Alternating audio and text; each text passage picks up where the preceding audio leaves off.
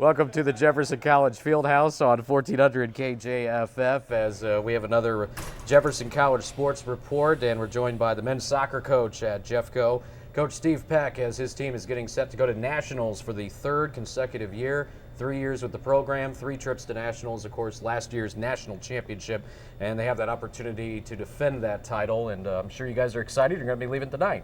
Yeah, I think the guys are well prepared. We've trained hard over the last week and a half.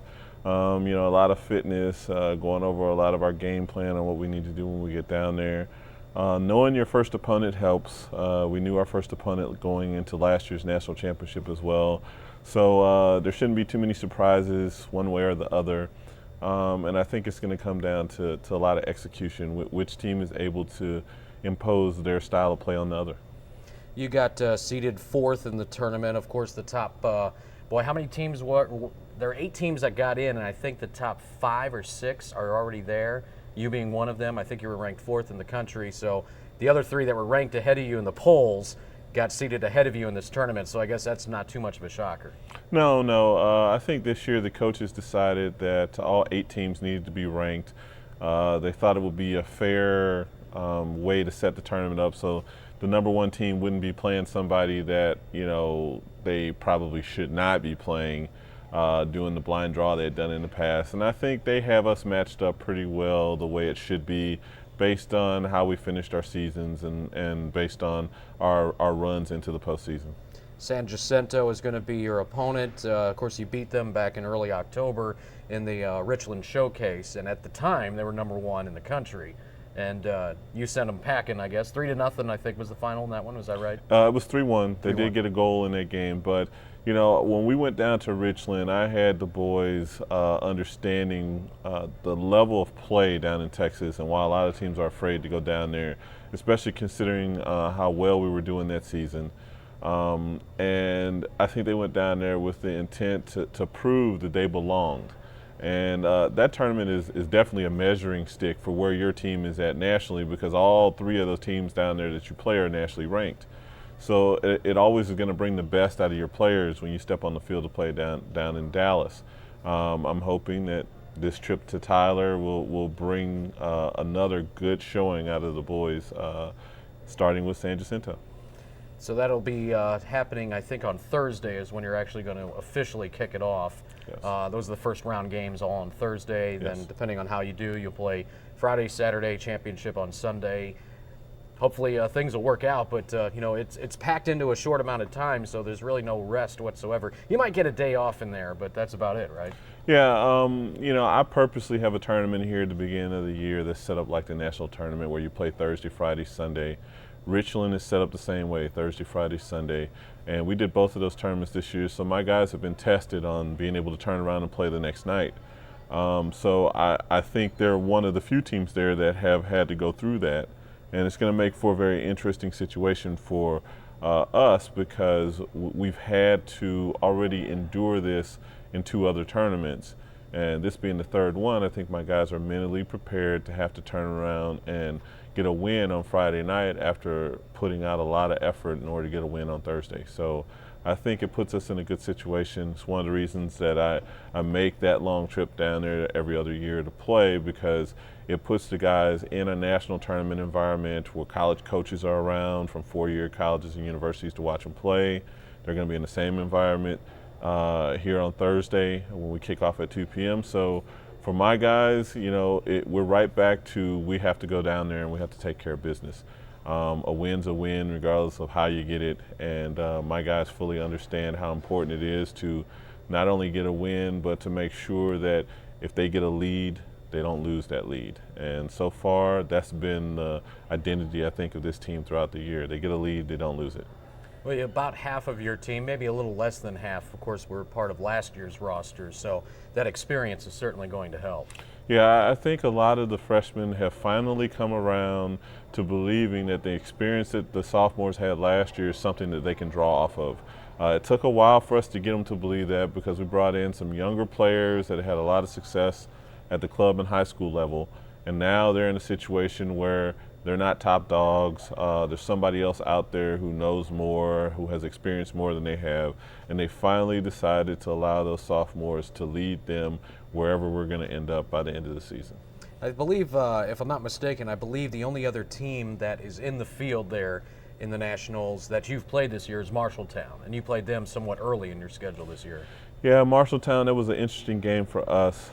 We had a team not show up to the tournament here in St. Louis, and that's who Marshalltown was supposed to play on Thursday when we had to play. And then we had to turn around and play them on Friday. And when you have to play a ranked team and they didn't have to play the day before, it makes your life absolutely miserable. They beat us 2-0. The guys felt like they should have won that game, that they should have played better, but when you don't have the legs, it makes it very difficult. Marshalltown's actually on the other side of the bracket from us, so the only way we would see them is on Sunday. If it be national championship game, if it be third place game, if it be fifth place game, that's the only way we'll see Marshalltown's on a Sunday. Of course, the team that you beat for the national title last year is there again as well in Mercer. Yes, and that's who Marshalltown has in the first game. Mercer is one of those teams that no matter how good or bad you think their season has gone thus far, they show up at nationals. People are saying that the team is not as good as it has been in the past, but a lot of kudos is being given to Charlie Inverso over there at Mercer for the coaching job that he's done with less talent than he's had in years past. So I don't put anything past him to be able to pull off a victory against Marshalltown. It's going to be a good game. It's Marshalltown's first trip down there, and it's probably Charlie and Mercer's 21st trip. So that experience that he has is probably going to pay dividends for him, and it's going to make that a very competitive game. No, that definitely sounds like it, Yeah. without a doubt. You're going to leave tonight, head out of town around 10 o'clock, and drive through the night. And I know there's some events scheduled prior to the tournament starting. I believe a banquet's going to be held. I think that's Wednesday. So you guys are going to have a full slate even before you hit the field for the first time. Yeah. I mean, traveling through the night, it helps save money because we don't have to get down there and stay in a hotel room on Tuesday. But Wednesday they have a banquet for the boys that recognize all the teams and their accomplishments throughout the year. They have a Hall of Fame induction ceremony. They have a nice Southern Hispanic meal that they'll prepare for us. We trade college T-shirts with other teams, and then we proceed to a coaches meeting where we try to make sure all the coaches know and understand what colors they're wearing, what the refereeing situation is going to be like, and all that kind of stuff. And then the coaches just get to mingle for a couple of hours prior to going back to their hotels and getting ready for the games on Thursday. So yeah, Wednesday's a nice relaxing day. I like to try to get the team there around 11 o'clock. That way they have some time to be in the hotel before we actually have to go to the banquet. And basically I usually leave the hotel an hour early. Tyler's a pretty small town, so it'll probably take us 15-20 minutes to get to the campus. And I let the boys actually go out and look at the fields because I like that movie Hoosiers where he's measuring the basketball goal and the distance from the free throw line to the basketball goal, even though it's a big situation for them playing in a state championship, just like this is for our guys. I want them to know, even though it's a nice venue, Tyler has two beautiful fields down there. Even though it's a big circumstances, it's still the same size field, it's still the same size goal, it's still the same type of situation they've been playing in all year long. So they'll get to check the field out for 15-20 minutes, and then we'll head over to the banquet. Yeah, the bottom line is, I mean, you proved it last year that, going down there and just competing is one thing, but you're going down there to win it again. I mean, there's no question about it. Yeah, I think the guys are really focused. I think the practices that we've had have shown that their focus is where it needs to be at. They've been very dedicated all year long. The training that we do here is unlike what a lot of people will do at most colleges anywhere. I just like to make sure my guys are prepared, if not over-prepared, physically and mentally to be able to step on the field and play. I figure if we do that to them in practice, the games are easier. And even with this type of competition, they can deal with the pressure because we put them under a lot of that at practice, and we make sure that they're really ready for just about anything that is thrown at them, whether it be a fantastic offense, a superior defense, whatever's thrown at them, that they can figure out a way to be able to get a win out of each game that we play down there. You've had about a week and a half off from the Plains District to about now, and you were saying that that's probably going to be a good thing because some kids got some nagging injuries and that kind of thing. Nothing serious, but just kind of the ins and outs of a rigorous soccer season without question. It's given you probably a good time to heal up a little bit. Yeah, and it has worked. There's about 4 or 5 young men that really had some injuries that they played through in that Plains District Championship game so that we could get to nationals. Greg, our trainer, has been able to treat them throughout the week and a half and get them back to a position where they feel comfortable with the amount of pain or the amount of stress they're putting on their injuries, where they feel like they can perform, they feel like they're going to be able to be an asset to us when we get down there. And so that's a good situation for us. In years past, we've had similar situations where we've gone down and the team was healthy. It was just a situation for us last year that even when we picked up injuries down there, guys were able to gut it out. I heard a lot about, this is the national semifinals, this is the national championship, I have to do this, we got to play, it's only 2 more games, it's only 1 more game, we got to get this done. And it's been kind of the same sentiment. A lot of guys are like, if I have to play hurt, I have to play hurt, whatever I have to do for the team to win, I'm willing to do it. And so that particular attitude has not disappeared, and it's going to be something that I think is going to resonate throughout this program for the entire time that I may be here or Ricky may be here, to be able to keep this program going in the direction it's going right now. What jumps out at you as far as San Jacinto's team? When you played them the first time, what kind of athletes do they have? What do you expect from that team when you play them on Thursday? I expect a very fast, athletic team that's going to be competing for every 50-50 ball, some very technical players that are going to be able to do some things with the ball to try and break down our line of defense to be able to score some goals. And really, when you get to this point in the season, everything hinges on who scores first. If they score first, it's going to make it a really tough road for us, because at this level, talking to Pete Sorber many years ago, he said, when you get up a goal, you circle the wagons and you get a W. He said, at this point in time in the season, it doesn't matter if you beat somebody 4 or 5-0. The only thing that matters is that you win. And he said, so the first goal becomes the most important goal that you're going to score all year long. That makes sense. Yeah. And a lot of teams, you'll find some teams will go into a real defensive shell whenever they get a lead, especially at this level. Yeah. Just like you mentioned, that's kind of the same thing, circle the wagons. Yes, definitely. And, while I don't prescribe to that until about 15 or 20 minutes left in the game, I do fully understand where they're coming from. You do not want to give another team life. You don't want to have the momentum switch in their favor by letting them score a goal on you, be it late in the first half, be it early in the second half, be it late in the second half, because that just gives them a lot of confidence going into the rest of the game, where then they want to get that second goal and be able to beat you. So it's going to be a very good situation for us if we're able to score first in that game, because we scored first on them last time and the reaction was not something that I would have expected. I thought they were going to come out, they were going to be roaring back at us, and then we scored another one to go up 2-0. So I think it's a situation for us where when teams don't know how to play when they're down in a game, it's better for us, because those teams have probably not played a strong enough schedule to know what it feels like to be down in a game and have to work their way back. We've been in that situation on a couple of occasions this year, and the guys have turned around and they've gotten the job done. So I'm hoping that if we get that first goal, that they will keep that same demeanor, that they're still in the game, they're still going to be able to win. But I know if we go up by 2 goals down there on any team that we're playing, I can't see a way that they're going to come back and win. Well, it's going to be a chore without a doubt, but it's fun, it's competitive, and you've done it once before. A lot of the kids know what it takes to get it done, and certainly you're going to go at it, all guns blazing, come Thursday. Yes, definitely. I feel like this team has a chance to be able to repeat. I feel like we've got a lot of the pieces to the puzzle that we had last year. And, there's always going to be some luck involved when you win a championship. We had a couple of lucky instances last year, so I don't think this year will be any different. If we get that luck with the talent that we have and the style of play that we have, we may just bring home a second in a row. That's the goal, obviously, and we wish you the best of luck. Thanks a lot for the time. Have a safe trip to Tyler, Texas, and good luck as it all begins on Thursday. Thank you very much.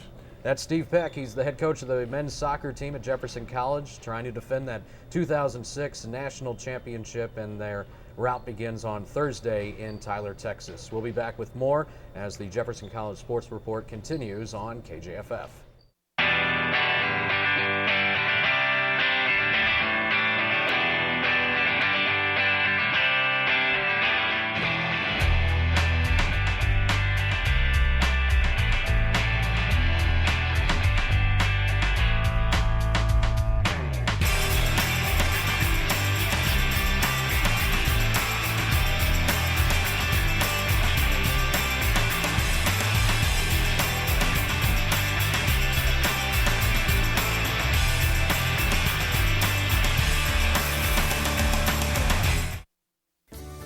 may not know their names, but the students who are helped through a Jefferson College Foundation scholarship carry thanks in their hearts. It's for the kindness that our contributors have shown. Make a difference in their tomorrows. Education, the great equalizer. It doesn't just mean you get more knowledge, it means you improve your quality of life. Give to the Jefferson College Foundation today.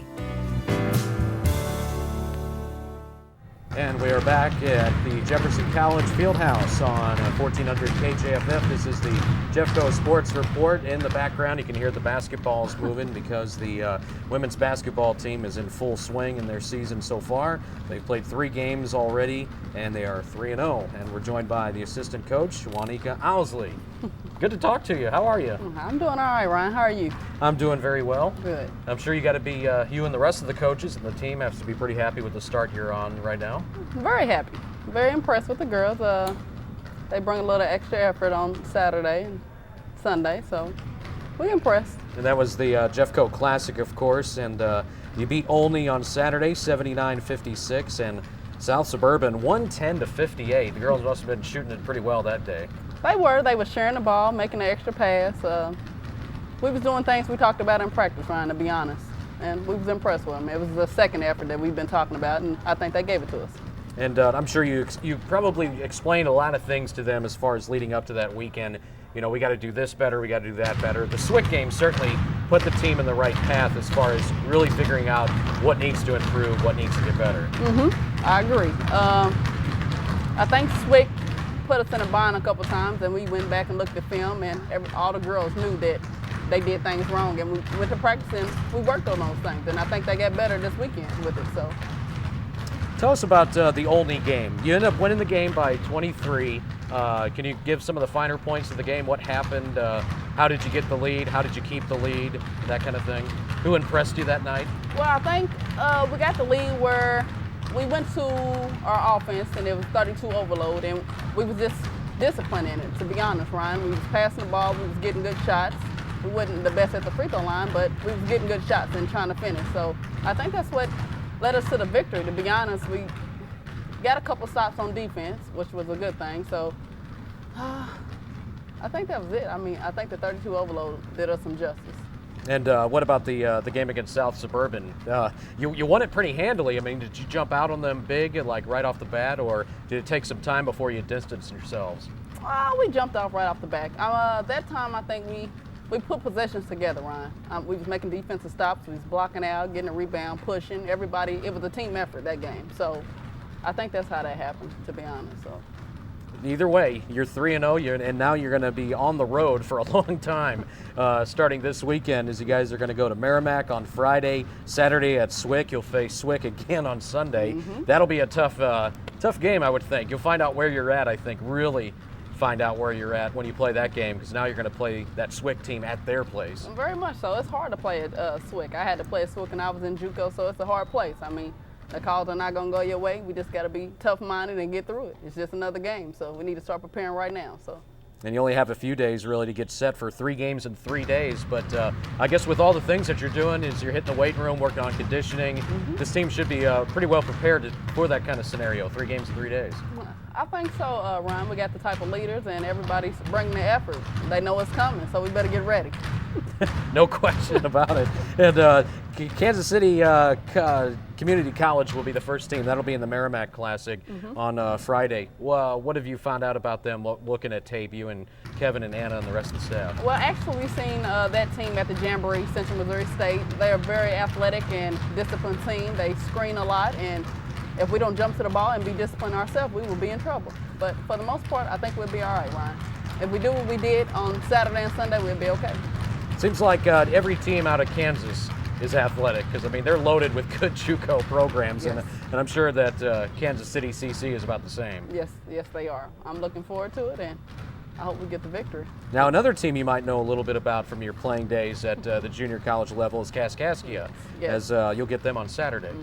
They're something similar to Kansas City, not athletically, but they're disciplined. They're going to run their play, so we need to be aware. Talk, communication. You of course, recruited just about all these girls. You were the one that was doing a lot of the contacts, the phone calls. the texting, things like that. Is that one of the most enjoyable things about your job? Is that part of it, trying to get the girls to commit and come here? It is. It's a great part of my job. I get to know them, their parents, and I'm on the road. I mean, I love it, to be honest. It's a part of me. It's still basketball, so I agree, yeah. That Coach Emmerich, of course, you met up with him down at SEMO, him and Anna, of course, and you guys have, I guess, struck up a pretty good relationship ever since. Yes. Anna and Kevin is like parents to me. He's been around. He tell me when I'm wrong. I tell him when he's wrong. I mean, we just respect each other. He's a role model. I want to be just like him, so. And of course, you played at the junior college level, and then at SEMO at Division I. I'm sure those were some pretty big steps that you had to make going to Division I from JUCO. Well, it's different, Ryan. I tell these girls every day, if it was easy, everybody can do it. I mean, the intensity, everything's different, so you got to bring it. I mean, every level is different, and the coach is expecting it, and that's your job. Everybody has a role, and it's your job to bring it. I mean, they're paying for your school, so you need to get it done. Ultimately, is a head coaching job something you're very interested in one day? Me and Kevin's been talking about it, but I don't know, Ryan. I don't know if I'm ready yet. I'm looking forward to it, but I think I need some more experience, to be honest. But I'm happy here. I'm learning the ropes, so if it happens, it happens. If it don't, I'm not going to be mad about that neither. Well, I heard you had offers to go elsewhere if you wanted to in this off season. You could have gone to Division I to be an assistant or something of that nature. You decided to come back for certainly at least one more year. And is it just because there's certain things you want to learn, different things that you want to try out before you try to make that jump to D1?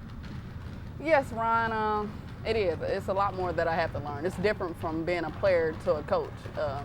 Everything is different. And plus, I trust Kevin and Anna, and if he tell me, Wanika, you probably need some more experience, I agree with him, and I don't think I was ready personally. And I love it here. Jeffco's a great place. I love the student athletes that we can work with, so I just decided to stay here. Can't tell you how long I'll be here. Hopefully another 2 or 3 years, and when I leave, I hope it's with Kevin or Anna, so that's just what I'm looking at right now at the time of the moment, Ryan. Give us kind of an insight on these girls. You obviously know them very well, and you're teaching them, and trying to bring in all the facets of the game, as well as trying to be a friend and a mentor at the same time. What can you tell us about some of the girls? What do they like to do? Are they just like kids? For the most part, just kids are kids, and they like this, they like that kind of thing. They are really like kids. Danielle's like a big old teddy bear. She's just a big kid. They're all goofy, to be honest, Ryan. I tell them all the time. When we get on the floor, I'm serious. When we get off the floor, I'll play with you all day. And that's the type of girls they are. I mean, Kevin cracked jokes with them. Everybody cracks jokes with them. I mean, for the most part, they're real mental. I mean, they're focused. They want to get the job done. They want to go to nationals. But when you step off the floor, they're a good group of girls. They take care of business. They're respectful. And they handle themselves in a good manner, I assume. So. Now, the one thing that's easy to say is that this team is totally different from last year. Because last year you had more sophomores, you had a lot of experienced kids, you had kids that were always willing to listen and learn. Not that these kids don't, but 9 out of the 10 are freshmen. So obviously there's a big adjustment that a lot of them are having to make. I can say about the sophomores last year, they have been through it before, and they bought in. It's taken a while for the freshmen now to buy in. I mean, just because of their high school where they played AAU and everybody's telling them this and this and that, but for the most part, I think they'll be okay. They're breaking that right now, so they'll be fine, Ryan. Well, there's certainly a group that seems to be willing to get better. They want to get better, and they want to be a better team, and I think they've shown that already. So as a coach, you got to love what you're seeing. And I do. Days it's a struggle, but they really want it. I can see it in them, to be honest, as a player and as a coach. So I think we'll get it done. We got the right type of leaders, the right type of girls, the right type of coaching staff, atmosphere, and everything else. So we'll be okay. The support's there. So that's true. I mean, if you're going to get support, no matter what program you're with here at this college, there's no doubt about that. So that helps. Always knowing that the administration is behind you certainly makes your job a lot easier. Totally. They're at every game that's possible. So that's what I like about Jeffco. I'm real comfortable here. So.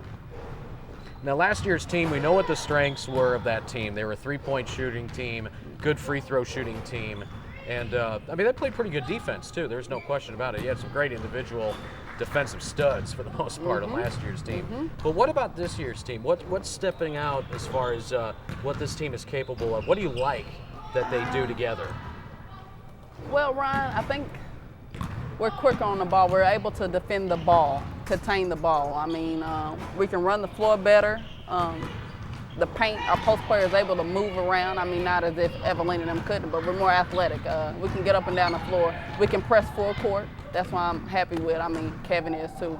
But I think that's a difference from last year's team. I mean, we really had to drop back to a half court because we had to protect other players. But this year, everybody can pretty much hold their own.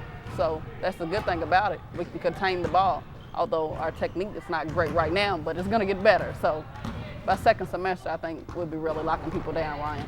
And Coach certainly thinks that this team will be shooting better later on, probably second half of the season. They'll get better from the perimeter. They'll get better at the line, too. And that's what we do the shooting drills. I mean, right now the confidence is not there, and they're not really understanding what we're saying. I mean, right now I think they just shoot to be shooting. And later on in the year, they shoot to make, and they understand it.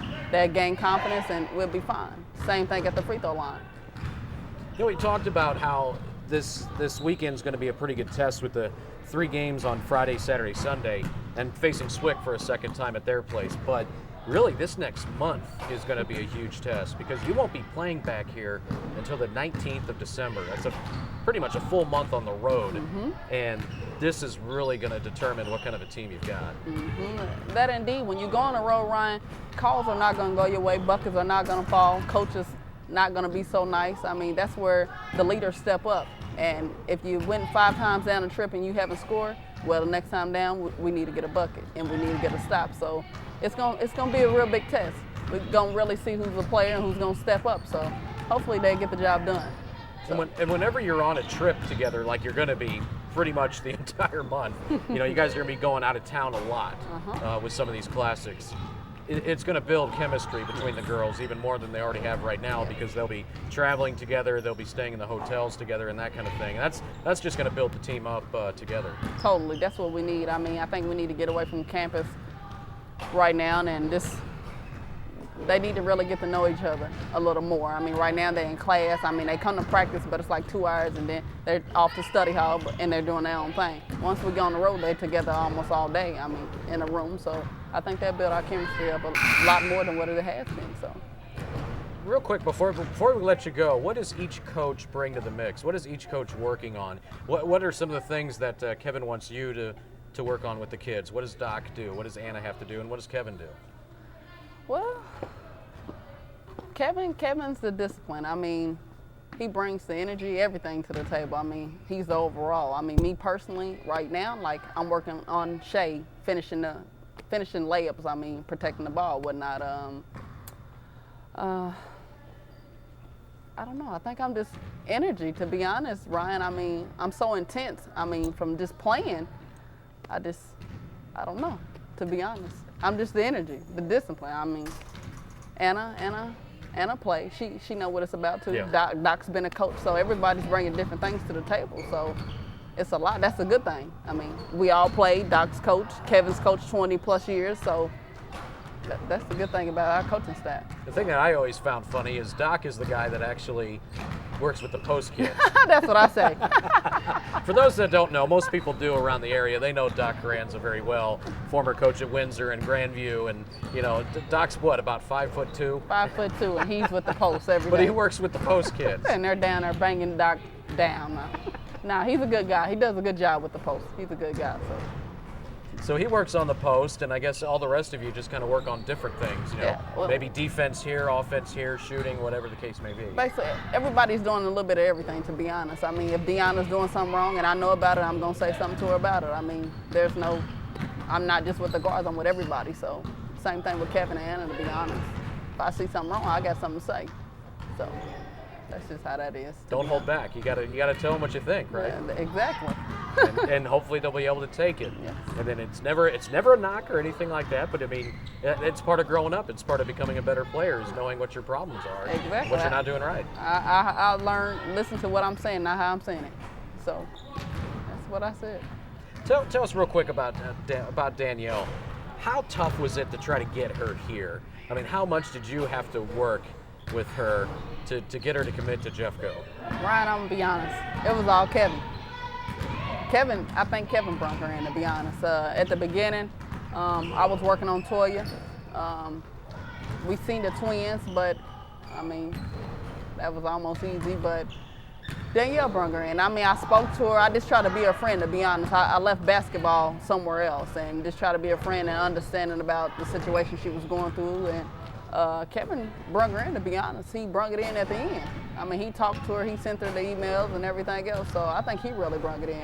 Kudos to him. So I think he done, to be honest. I just opened up the gate and he got it done. Well, what about Latoya? You said you worked a lot with her. I mean, how difficult was that? Because she's a D1 prospect kid too. There's no question about it. She runs the floor very well, and I couldn't help but notice when I talked with Kevin last week after the Swick game, she reminds you so much of CT. CT. Oh, Toya was a project. Probably one of the hardest players I ever tried to get. I had to be real patient. I just try to be consistent. And I try not to just harass her all the time. I try to be, like, same thing with Danielle, her friend first, you know. And I went down there to Kansas City one time when we went out. I said, are you going to come? Or are you going to make me keep coming down here to Kansas City? She was like, Wanika, I'm going to come. And then she said she wasn't going to come, Ryan. I almost passed out. But it was a work in progress. I just try to tell the truth. If she asks me a question, I tell her the truth, to be honest. And same thing with all the other girls. If you ask me a question, I'm just going to tell you the truth, man. I think they respected that, so she came quickly. So nonetheless, Danielle was coming, so hey, it was easy. It always makes it easier when, when you work so hard with a kid and you talk to a kid so long, that when she commits, I'm sure it's just, it's got to be a great feeling with you being pretty much the top recruiter in this program.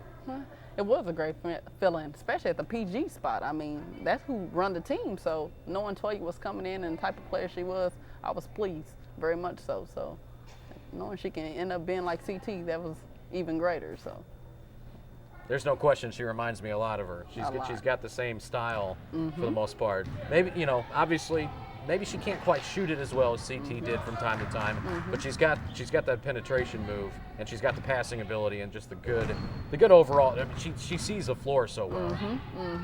And I think her shooting will come along, just with confidence, to be honest. Repetition and confidence, she'll be fine.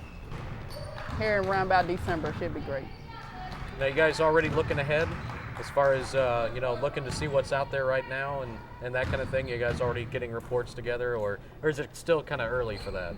Still early, Ryan. We take it game by game. Like this weekend, it's 3-game segment, so I never look ahead. You never know, somebody can beat you. So I mean, we try to be real humble, So that's it with that. To be honest, there's no looking ahead. When we get there, it's when we get there. So. You got your eyes on some seniors that are out there right now? Yeah, I got a couple in Indianapolis and around, so can't spread the word, but got a couple. Congo girls are coming, hopefully. So. That's right, they'll be here second semester, early part of the second semester, right? Yes, so we'll and be fine. There's going to be a lot of size with that group, and obviously they're going to make you a better team when they come out here and run these kids up and down. Yeah, try to penetrate and score against those kids in the paint. Oh, totally. How about 6'5", 6'4"? That's not going to work. So. Hopefully they get here, bring some other players in, and we'll be fine. Because trying to tap into that St. Louis talent is always difficult. For whatever reason, this institution has always had a hard time getting the basketball talent out of St. Louis, and hopefully you and Kevin and the rest of the coaching staff will change that. It is, Ryan. I don't know why, like you said, but hey, if we get them, we get them. If we don't, I'm going elsewhere. We're going to win regardless. Even if I got to go to Texas. We're going to get it done, so I'm not really worried about it, to be honest. I mean, our record will speak for itself, so a lot of people will start coming. And a lot of people don't know about Jeffco, to be honest, so once we get out there, they'll recognize. Well, it helps when you have the roots that you have right now in Kansas City and Indianapolis and other places like that. You pulled some kids from Iowa, so, even Illinois. I mean, I don't think there's any doubt that, those kind of roots are going to help you. And St. Louis, I think, will finally take note of that, and maybe some of the top talent from there will make their way south on 21 to Hillsborough. That's true. I agree, Ryan. I agree. Hopefully they come. Appreciate the visit today. Thank you very much. No problem. Thanks for having me. Absolutely. Great having you. No problem. That's Wanika Owsley. She is the assistant coach of the Jefferson College women's basketball team. Big weekend coming up for them. They'll play Friday, Saturday, Sunday against Kansas City Community College, Kaskaskia, and Southwestern Illinois. They're 3-0 so far on the season, and this will wrap up the Jefferson College Sports Report here on 1400 KJFF. So long.